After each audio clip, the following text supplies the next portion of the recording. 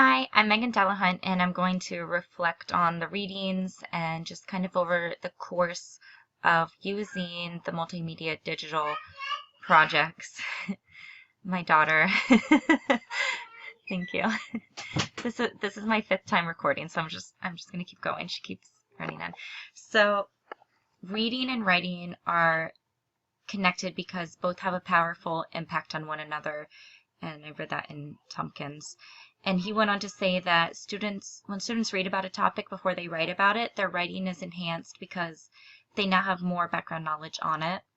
And all that is further enhanced with the use of technology, and more specifically in the content area, students need more than just textbooks.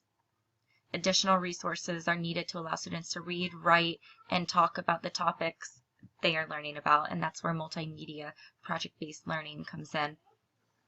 Technology is so important, and Dr. Bowling was talking a lot in her videos about how you need to be digitally literate in order to be considered literate in today's world. And that makes me think about a State of the Union address that President Obama gave a few years ago, where he talked about the importance of technology and how 30 years ago we had no idea that something called the internet was going to completely change the way we live, work, think, communicate with one another.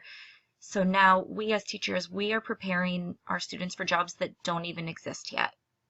And they need to know how to use these technology skills in order to be digitally literate and literate all around, because they have to communicate and work with others using the technology. And so with the technology constantly changing, our students have to be engaged in multiple multimedia projects. I'm a kindergarten teacher, so I'm busy building the foundational skills for these young learners to become good readers, writers, and thinkers, so that when they're ready, they can make these projects. Unfortunately, I don't have a lot of background knowledge or experience teaching multimedia projects. I have enjoyed making them for this class, and I was thinking about Common Core, and Common Core standards as early as grades 2 and 3 require students to read, write, and respond about digital text and do that digitally. So they want them reading online articles or watching movies and then responding digitally as well. So I actually found something from a California school. I'm going to try to show you guys. So I'm sorry I didn't make this bigger, but it's a chart, and it's showing the digital literacy categories, and it's basically, these are the skills: turn a computer on, and kindergarten, first, second, third, fourth, fifth. Anything that's lit up, that means that they need to be able to do that. So the I is introduced to it, R, the teacher reinforces, and the child need, and M, they need to show mastery. So if you just look at all these, use a menu toolbar functions, copy and paste, highlight text, and this goes on and on. So using spreadsheets, a lot of this starts in grades 3, 4, 5, but even introduced as early as first grade, create and edit text on a slide. Watch online videos and use play, pause, rewind, and while taking notes, use painting and drawing tools and applications to create and edit work.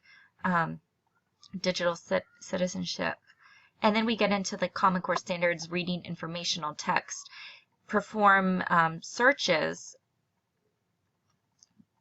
Sorry, it zoomed in.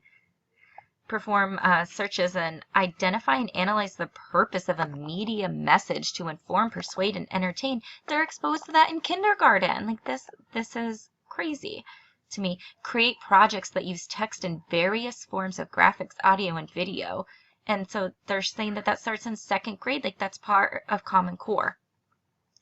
So I was amazed by what I found there with what our students are expected to do with Common Core, and how we need to really be teaching them these projects.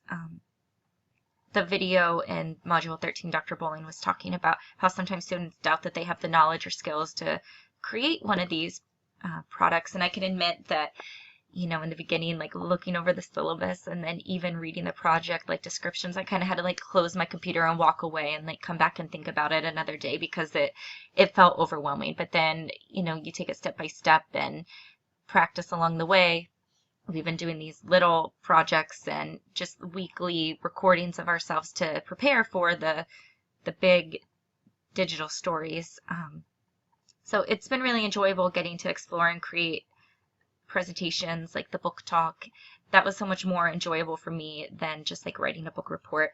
And I'm going to enjoy actually creating the digital story and using audio and visuals, interviews and little videos, opposed to than just sitting and writing like a 10-page term paper.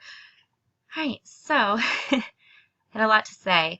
I think that the project-based learning is really important, really beneficial to help our students be successful in today's society and to help prepare them for their future jobs. All right, thank you.